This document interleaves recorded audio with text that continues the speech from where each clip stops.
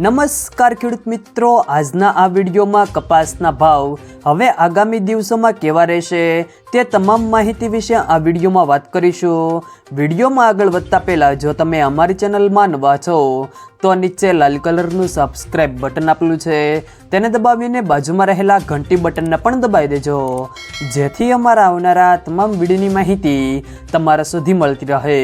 તો ચાલો શરૂ કરીએ આજનો આ વિડીયો।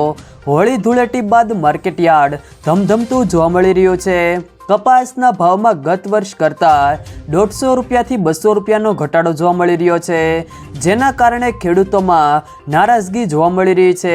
હાલમાં માર્કેટ યાર્ડની ખાતે રોજની 20થી 25 ગાડી કપાસની આવકો થઈ રહી છે।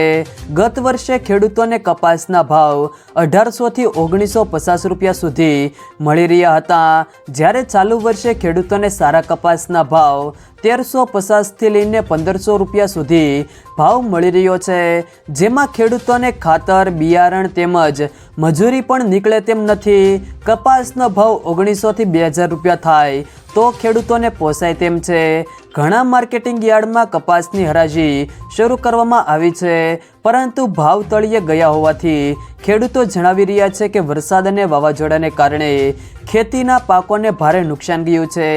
ગત વર્ષે કપાસના ભાવ સારા હતા, એના કરતાં પણ ચાલુ વર્ષે 150થી 200 રૂપિયાના ઓછા છે।